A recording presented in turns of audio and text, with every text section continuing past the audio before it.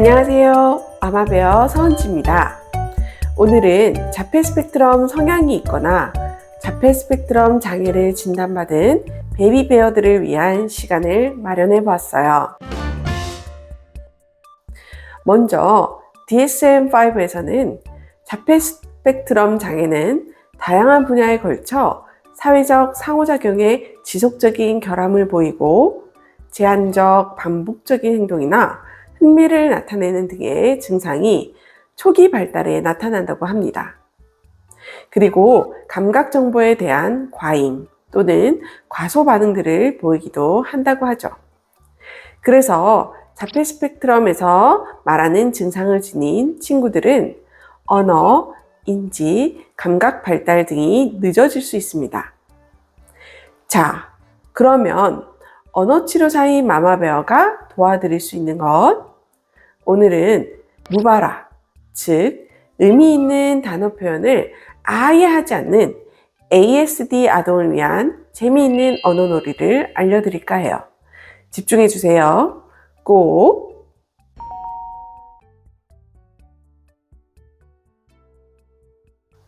이제부터 자폐 스펙트럼 성향의 아이들을 ASD 아동이라 부를게요.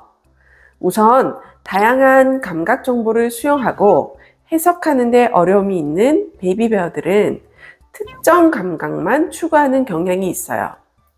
그래서 이런 친구들은 촉감이 좋은 아이클레이나 또는 말랑이 그리고 팝입 같은 것들을 지속적으로 가지고 놀려고 하는데요. 한두 번 이렇게 재밌게 가지고 노는 것이 아니라 한 가지 놀이를 집착하듯이 이렇게 놀이를 계속 진행하는데 그때만큼은 반복적 감각 추구를 하면서 안정감을 느끼게 됩니다.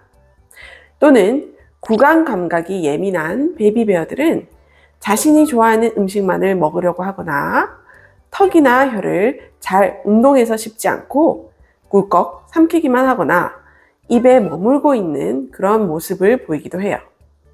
이 외에도 많은 감각 발달, 청각, 그리고 시각, 눈, 손, 협응 등의 문제가 있을 수 있어요. 그 중에서도 특히 무발화 ASD 베이비들의 언어를 트이게 하기 위해서는 이러한 감각적 문제를 최대한 활용해야 합니다.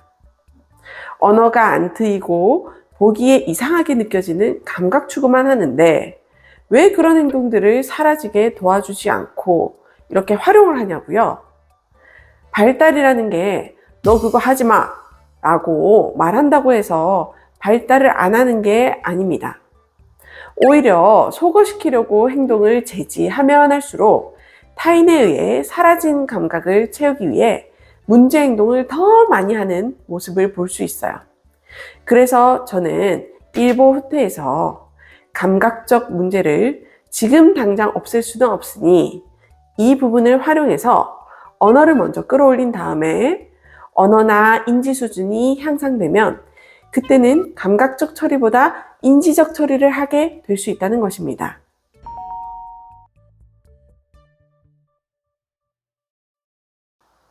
지금부터 무발화 ASD 베이비들을 위해서 촉각을 활용한 발화 증진 놀이를 소개해 드릴게요.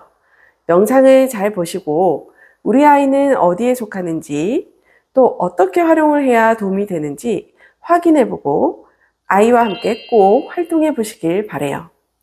자, 그러면 아이가 좋아하는 놀잇감을 들고 와 주세요. 저는 이렇게 아이클레이를 준비했습니다. 아이클레이는 이렇게 뚜껑에 닫혀져 있는 것이 좋아요. 왜냐하면 언어를 표현하기 위해서는 자신의 언어를 수단으로 써서 목적을 채우겠다는 의도가 있어야 하거든요. 그러기 위해서는 ASD 베이비들이 원하는 것을 바로바로 이렇게 즉각 제시해 주기보다 좀 더 어려운 과정으로 원하는 것을 여러 가지 장치를 이렇게 마련해 두는 것이죠. 한번 놀이를 해볼까요? 여기 베이비베어가 있습니다. 아이클레이 통을 보자마자 제 손을 잡고 열어달라고 할 거예요. 이때 네 하고 대답하기를 이끌 수 있는데요. 이렇게 마마베어가 말해봅니다. 이거 줄까? 열어줄까? 그럼 네 해야지 라고 말합니다. 이때 우리 아이가 즉각 반향어로 네를 따라하는 경우, 또는 아예 대답을 하지 않고 손만 들어서 네라는 대답을 손으로 대신하는 경우, 또는 기다리지 못하고 발을 통통 굴리면서 짜증만 내는 경우, 또는 아예 회피하고 포기하는 경우를 볼 수 있어요. 우리 아이는 어느 쪽에 속하나요? 혹시 다른 경우에 속한다면 마마베어에게 DM 또는 비밀 댓글을 남겨주세요. 솔루션을 드리겠습니다. 자, 첫 번째, 네를 반향어로 따라하는 경우는 거의 네 해야지 라는 마마베어의 말 자체를 따라하는 경우가 많아요.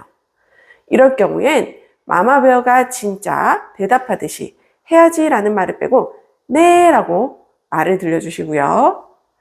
아이가 네 라고만 모방하도록 합니다. 이후의 관건은 그럼 그때 바로 아이클레이를 주느냐? 그게 아닙니다. 다시 재질문을 합니다. 이거 줄까? 라고요.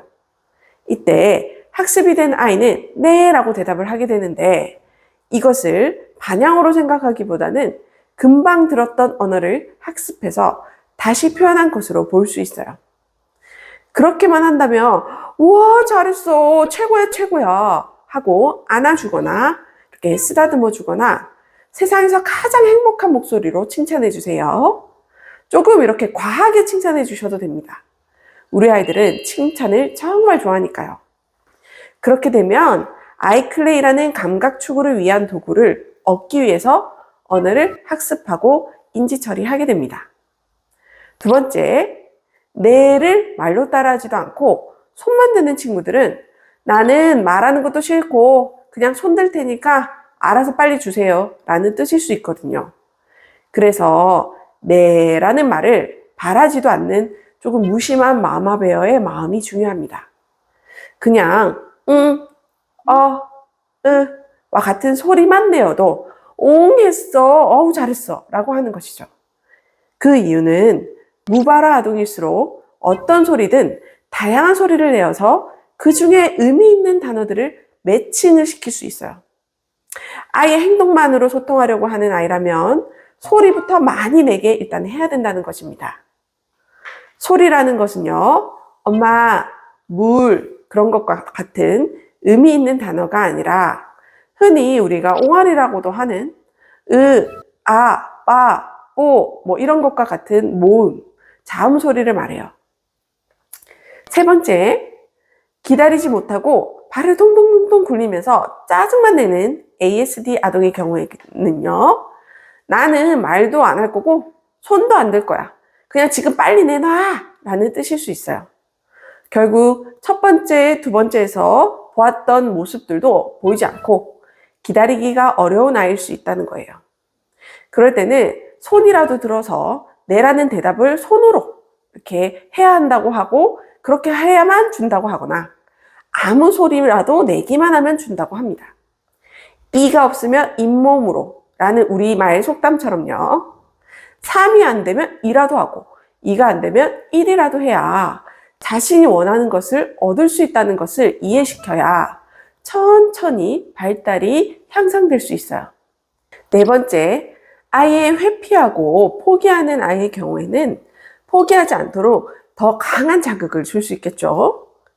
예를 들어서 이렇게 아이클레이 뚜껑을 열어서 이렇게 이거 봐봐 여기에 네가 좋아하는 거 있잖아 자 만져봐 이렇게 만져봐 좋지 하고 먼저 감각을 느끼게 해줍니다.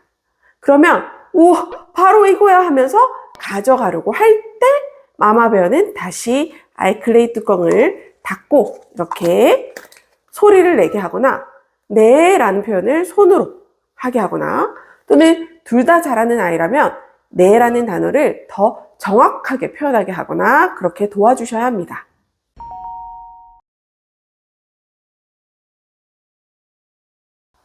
자, 기억해 주세요.